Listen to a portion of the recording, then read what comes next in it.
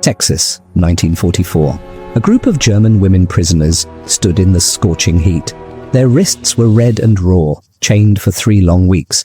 They had crossed an ocean, expecting torture, expecting starvation, expecting the worst. But then a cowboy walked toward them. He wasn't carrying a weapon, he was carrying bolt cutters. He looked at their chains, looked at their frightened faces. Then he said something that made every woman freeze in shock. 5 simple words, words that would haunt them for the rest of their lives. "You won't need these here." The chains hit the ground. The women couldn't move, couldn't speak, couldn't believe what just happened. What came next? You won't believe it. These German prisoners, enemies of America, were about to experience something that would destroy everything they believed about Americans, something that would change their lives forever. This wasn't propaganda. This was real. And this story has been hidden for decades.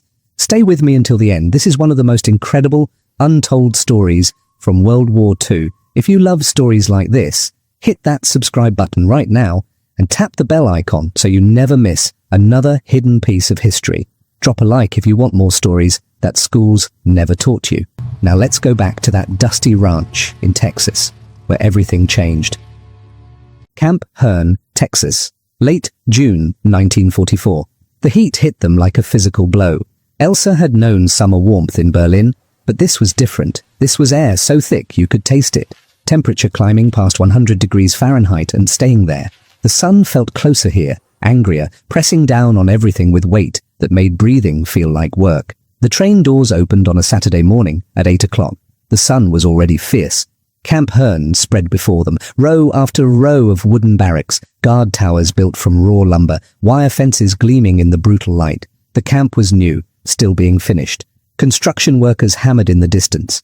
Dust hung in the still air. Nearly 4,000 prisoners were held here. Most were men, Afrika Korps soldiers captured in North Africa, tanned and tired and far from home. But one section had been set aside for approximately 100 German women gathered from various captures across Europe and brought here for what the Americans called administrative efficiency. Elsa and the other women were unloaded from the train. Still chained, 4 by 4 they shuffled into the processing building. Photographs, fingerprints, numbers assigned, names recorded. Then came clothes. Simple cotton dresses in drab colors, probably donated by American civilians. The sizes were wrong. American women were built differently, apparently. The dresses hung loose on most of the German prisoners, making them look smaller than they were, like children playing dress-up. Through all of this, the chains remained. Elsa had worn them for 3 weeks now, from France to ship to America to Texas. The metal had worn grooves into her wrists, not deep, but visible, red marks that throbbed. She had stopped noticing the constant clinking sound, had learned to sleep despite Hilda's breathing on one side, Rosa's restlessness on the other. The chains had become normal. Then they met Jack Morrison. He was 59 years old, owner of a cattle ranch southwest of the camp. He needed workers. The war had taken most of his ranch hands. Young men shipped overseas or pulled into defense factories. His 5,000 acres of pasture needed tending. His cattle needed care. The labor shortage was desperate. Morrison stood in the camp's main administrative building wearing rancher clothes, denim jeans, worn leather boots, a shirt with pearl snap buttons, a hat faded by years of Texas sun. His face was weathered like old wood. His hands were calloused and strong. He looked at the 12 chained women with an expression Elsa couldn't read. Beside him stood Wilhelm Fischer, a German-American from Fredericksburg who would serve as interpreter. Fischer had grown up in Texas speaking both languages, German at home, with immigrant parents, English everywhere else. Morrison spoke. Fischer translated. "These women will work at my ranch, farm work, livestock care, daily transport from camp, return each evening, pay deposited to camp accounts per Geneva Convention requirements." The camp commandant nodded. Standard arrangement. Morrison kept looking at the chains, at the red marks on wrists, at 4 women linked together like criminals. His jaw tightened. He said something sharp in English, directed at the commandant. Fischer hesitated, then translated. "Mr. Morrison wants to know why they're still chained." "Security protocol," the commandant replied stiffly. "They're enemy military personnel, trained, potentially dangerous." Morrison's response was longer, harder. His tone left no room for argument. Fischer translated carefully. "Mr. Morrison says chains are dangerous around livestock, could catch on equipment, could cause injury to workers and animals. He says he won't take them chained. Says if they're too dangerous to unchain, they're too dangerous for ranch work, and he'll find other labor." Silence filled the room. The commandant's face showed he'd had this argument before. Civilian contractors had leverage. The labor shortage was real, and Morrison clearly wasn't bluffing. The commandant made his decision. Remove the chains. Elsa's heart stopped. A guard approached with keys. The metallic click of locks opening sounded impossibly loud. The mechanism connecting Elsa to Hilda released, then Rosa, then Hannelore. The chains fell. The sound of metal hitting concrete echoed through the building like a thunderclap. Elsa stared at her wrists. The grooves were still there. Red. Sore. Strange. She lifted her arms experimentally, amazed at the freedom, at the absence of weight pulling her back. Around her, other women touched their wrists gently. Some stood frozen, overwhelmed. Hannelore cried silent tears. She quickly wiped away. Morrison stepped forward, spoke through Fisher. You'll work hard. We'll treat you fair. You need something, you tell the foreman. You have problems, while you report them. That's the deal. He paused, looked each woman in the eye, then added, and you won't need chains here. Not on my ranch. Your people first. Prisoners second. Fisher's voice wavered slightly, translating that last part, as if uncertain he'd heard correctly. People first, prisoners second. The words hung in the Texas heat like something sacred. That night, Elsa lay in her bunker alone for the first time in weeks, unchained, able to move freely. She couldn't sleep. Freedom felt too strange. Monday morning arrived hot and bright. 12 German women climbed into the back of a military truck at dawn. No chains, just 2 guards with rifles who looked bored rather than alert. The truck rumbled southwest through flat Texas landscape. Endless sky, scattered cattle, barbed wire fences running to horizons. 12 miles later, they arrived at Morrison Ranch. The ranch was vast, 5,000 acres of rolling pasture land. Cattle dotted the distance like toys. Windmills turned slowly in the morning breeze, pumping water from deep underground. The main house was white-clabbered, with a wide porch surrounded by ancient oak trees that provided the only shade for miles. Barns and corrals clustered nearby, painted red, the wood silvered by decades of sun. Morrison met them in the yard. Beside him stood Tom Rawlings, his foreman, a lean man in his 50s who'd worked this ranch for 30 years. Several ranch hands stood nearby, all older men or teenage boys. The prime age workers had gone to war or taken higher-paying factory jobs, leaving ranches desperately short of help. Through Fisher, Morrison explained the work. Some women would tend the large vegetable garden that fed the ranch household and supplied produce for town markets. Others would handle livestock, feeding, watering, general maintenance. Still others would repair fences, a never-ending task on a ranch this size where cattle and weather constantly tested the wire. Elsa was assigned to livestock work along with 5 other women, including Hilda and Rosa. Hannelore, because of her pregnancy, received lighter duty in the garden. They were given work gloves, heavy leather, worn but functional, too large for women's hands but serviceable. Morrison demonstrated how to use a pitchfork to toss hay into feeding troughs, how to pump water into metal tanks, how to move around cattle safely without startling them.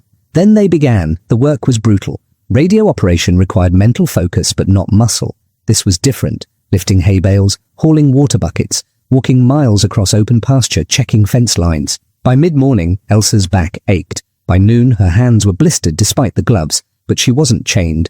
That awareness returned constantly, surprising her each time. Every movement, reaching for hay, stretching to fill a water tank, walking freely across open ground, reminded her of freedom she'd stopped expecting.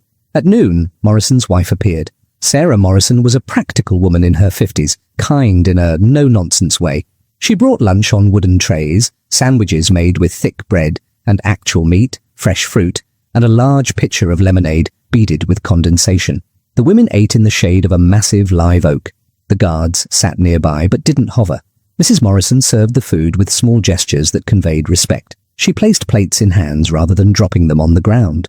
She made sure everyone had enough. When the first pitcher of lemonade emptied, she brought more without being asked. The lemonade was a revelation. Cold, sweet, tart. Shocking after weeks of tepid water and bitter coffee. Elsa drank slowly, trying to make it last, trying to memorize this taste. It felt like kindness, made liquid. Like proof that the world still contained sweetness, even for prisoners. Rosa spoke quietly in German. "This is strange." "What is?" Hilda asked. "All of it. The work, the food, the way they treat us." "Like people," Hilda said softly. "Like we're just workers," Rosa added. "Not enemies." Elsa wiped sweat from her forehead. "Maybe here we are. Maybe the war is somewhere else. Maybe on this ranch, we're just people who need work, and they're just people who need workers." The others were quiet, considering. If nationality and war could be temporarily suspended, if enemy status was contextual rather than absolute, then everything they'd been taught was more complicated than they'd believed. The afternoon brought different challenges. Tom Rawlings showed them how to repair a section of fence damaged by cattle, how to stretch wire tight, how to hammer staples into wooden posts without splitting the wood. Tom spoke little, but his instructions were clear. He didn't care that they were German, didn't care about politics or ideology. He cared whether they worked honestly and learned quickly. By those measures, he seemed satisfied. As the sun lowered toward the horizon, painting the sky orange and pink, the women loaded back into the truck for the return to Camp Hearn. Exhausted, sore, hands blistered and backs aching. But something had shifted. They had worked an honest day, had been treated fairly, had drunk cold lemonade under Texas sky, and been called by their names instead of their numbers. The chains were gone, and the world hadn't ended. 3 weeks into the work, Morrison had a problem. A cow had died giving birth. The calf survived, barely. It was weak, struggling, all legs and huge dark eyes. Without its mother, it would die within days unless someone bottle-fed it every few hours. Morrison walked into the barn where Elsa was stacking hay bales. He said something to Fisher, who translated. Mr. Morrison needs help with an orphan calf. It needs bottle feeding to survive. He's asking for a volunteer. Elsa's hand went up before she'd consciously decided. Morrison nodded, gestured for her to follow. The calf lay in fresh straw, too weak to stand. Morrison showed her how to mix the formula. Powdered milk, warm water, precise measurements, how to fill the oversized bottle, how to hold it at the correct angle, how to be patient while the calf learned to suck. They're stubborn at first, Morrison said through Fisher, but once they learn, they'll remember you. You'll be its mother now. Elsa knelt in the straw. The calf smelled like hay and warmth and something indefinably alive. She touched its neck gently, then guided the bottle toward its mouth. The calf resisted at first, turning its head, confused by this strange rubber nipple that wasn't its mother. Elsa persisted, patient, murmuring soft German words. She didn't even realize she was speaking. Then the calf latched on. It drank desperately, milk disappearing from the bottle, its tail twitching with satisfaction. Its entire body relaxed as it fed, trusting this stranger completely. Something cracked open in Elsa's chest, not broke, opened. She had never been maternal, never particularly liked children or animals, had never imagined herself as a caretaker for anything beyond radio equipment. But this calf needed her. Its survival depended on her patience, her attention, her willingness to return every few hours with a bottle. And the calf didn't care that she was German, didn't care about war or uniforms or enemy status. It just knew she brought food and warmth and safety. When the bottle emptied, the calf looked at her with eyes that held only gratitude. Morrison watched from the barn entrance. That calf won't forget you. You're its person now. Elsa nodded, not trusting her voice. She fed the calf 4 times a day for 2 weeks, watched it grow stronger, watched it stand on wobbly legs, then run clumsily around the corral. Each feeding session felt like proof that she could create life instead of supporting systems designed for death. Then Morrison taught her to ride.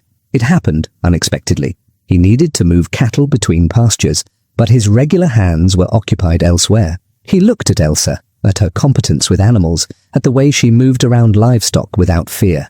You ever ride a horse? Fisher translated. No, Elsa admitted. Want to learn? She did, desperately.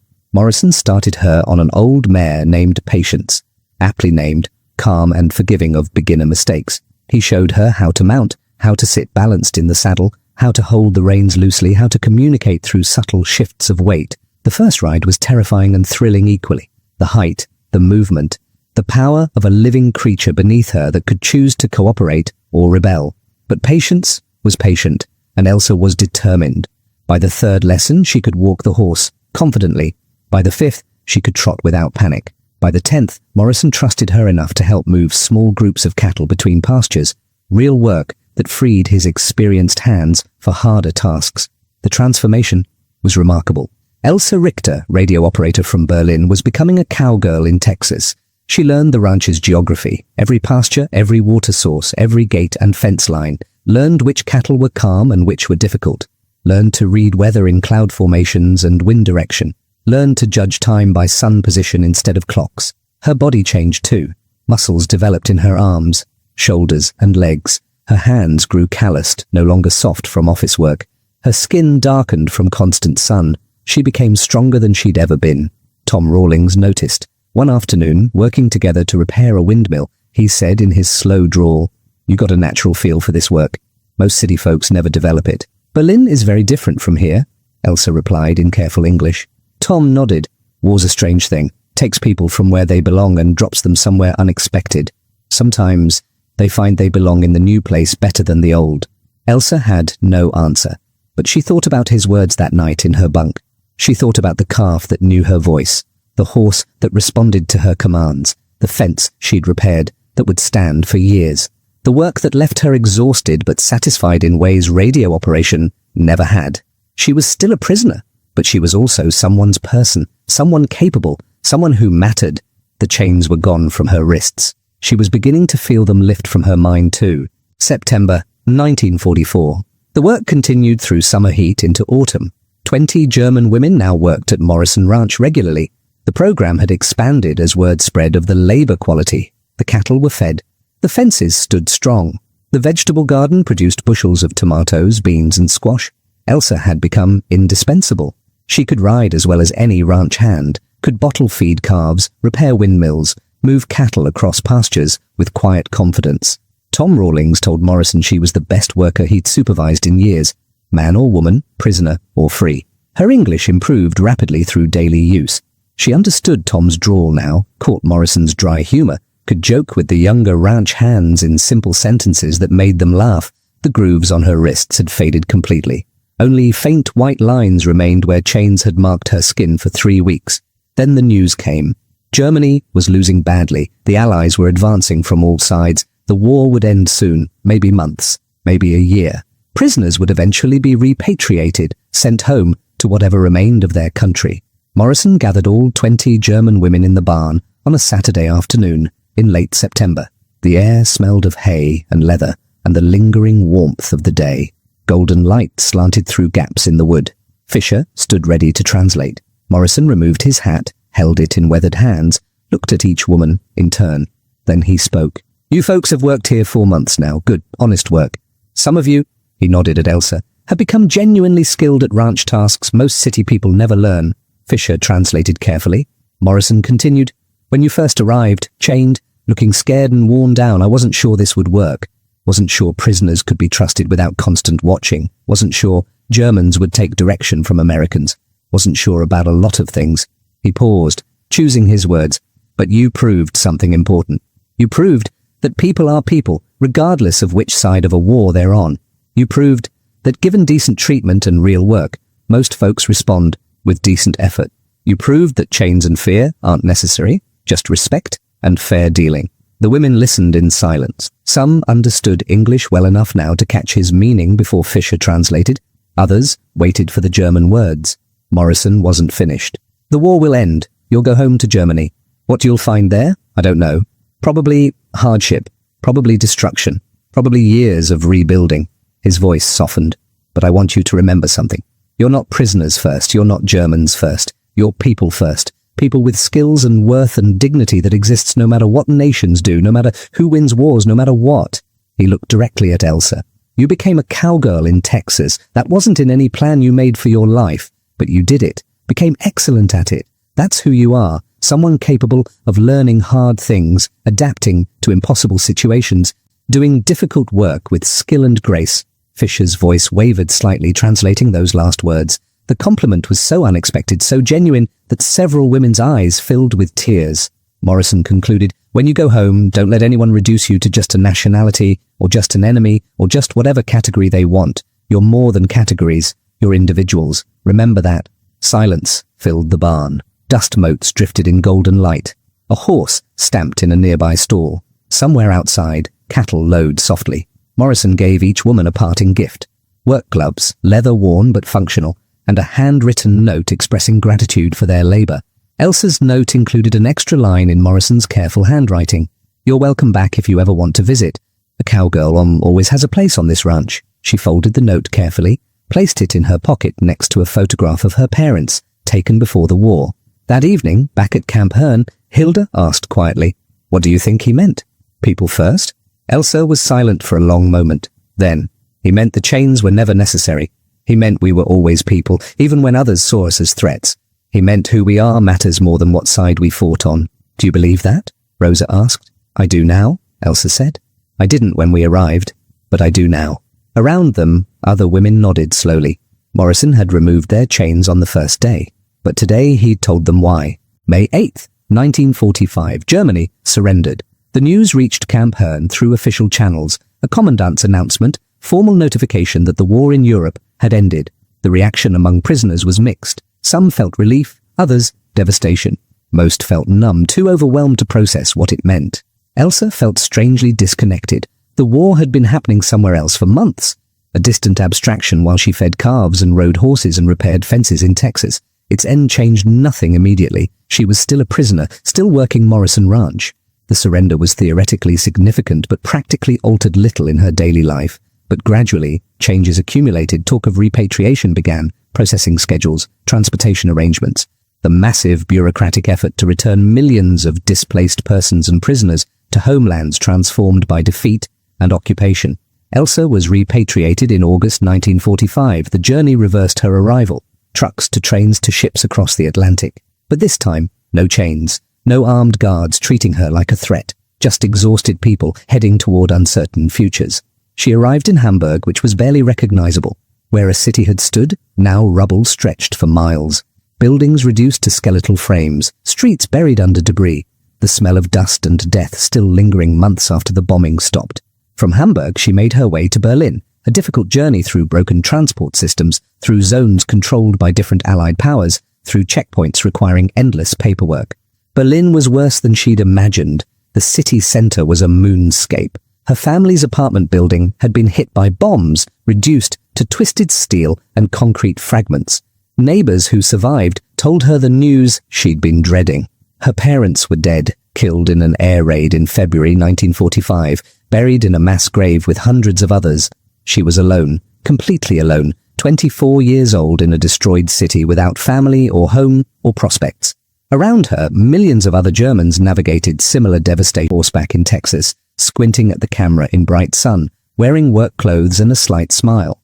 On the back, in Morrison's handwriting, Elsa Richter, Cowgirl, June 1945, proof that people are people first, everything else second. This is what happened when German women arrived in Texas in chains. Cowboys removed them, not because security changed, not because the women were harmless, but because someone decided chains weren't necessary for people doing honest work. That decision didn't change the war, didn't alter history's grand sweep, but it changed Elsa Richter, changed Hilda and Rosa and Hannelore and the others who worked Morrison Ranch. It taught them that humanity persisted even in war, that individuals could transcend national categories, that chains were removable by anyone willing to offer dignity instead of fear. The war ended, the prisoners returned, Germany rebuilt, but the memory remained of chains falling away, of a Texas rancher saying, "Your people first," of proof that even enemies could be treated with decency.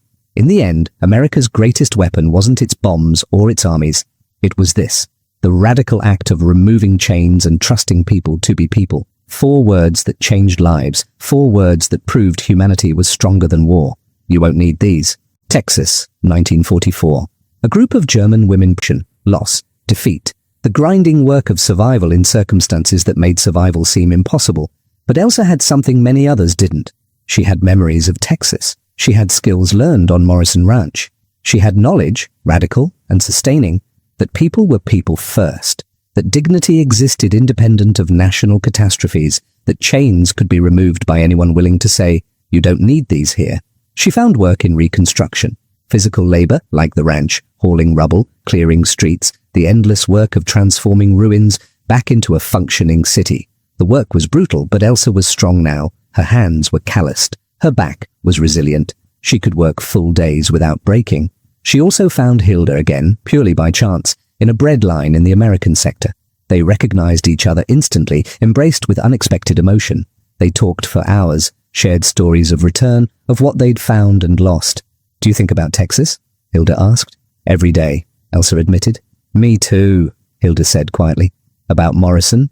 About the moment the chains came off, about being treated like people instead of enemies." In 1965, 20 years after the war ended, Elsa received a letter from Texas. Jack Morrison, now 79, writing to say he'd often wondered what became of the German women who'd worked his ranch. Hoped they'd survived, hoped they'd found peace. Elsa wrote back immediately, described her life in Berlin, her work, her survival, and rebuilding. Thanked him for treatment that had been humane when humanity seemed absent, for removing chains when protocol said they were necessary, for insisting she was a person first. Morrison's reply was brief, but powerful. That wasn't generosity, that was just decency. You worked hard, deserved respect. The chains were always wrong practically, wrong morally. I'm glad it meant something. Glad you survived in one. They exchanged letters sporadically over the years, short updates, occasional news, a connection maintained across oceans and decades. Morrison died in 1972. His daughter sent Elsa a copy of his obituary along with a note. Dad spoke often of the German women who worked the ranch during the war. Said you taught him something important about human nature. Thank you. Elsa kept the letter, kept the worn work gloves Morrison had given her in 1945, kept the memory of chains falling away, of a rancher saying, "You won't need these here." She lived until 1998, dying at 77 in a Berlin transformed from ruins to prosperity. She had witnessed Germany's division and reunification, had contributed to its rebuilding, had survived when survival seemed impossible. In her possessions, her nieces found the gloves, Morrison's letters, and one photograph she'd never mentioned. Herself on prisoners, stood in the scorching heat. Their wrists were red and raw, chained for 3 long weeks. They had crossed an ocean, expecting torture, expecting starvation, expecting the worst. But then a cowboy walked toward them. He wasn't carrying a weapon, he was carrying bolt cutters. He looked at their chains, looked at their frightened faces. Then he said something that made every woman freeze in shock. 5 simple words, words that would haunt them for the rest of their lives. "You won't need these here." The chains hit the ground. The women couldn't move, couldn't speak, couldn't believe what just happened. What came next? You won't believe it. These German prisoners, enemies of America, were about to experience something that would destroy everything they believed about Americans, something that would change their lives forever. This wasn't propaganda. This was real. And this story has been hidden for decades. Stay with me until the end. This is one of the most incredible, untold stories from World War II. If you love stories like this, hit that subscribe button right now and tap the bell icon so you never miss another hidden piece of history. Drop a like if you want more stories that schools never taught you. Now let's go back to that dusty ranch in Texas, where everything changed.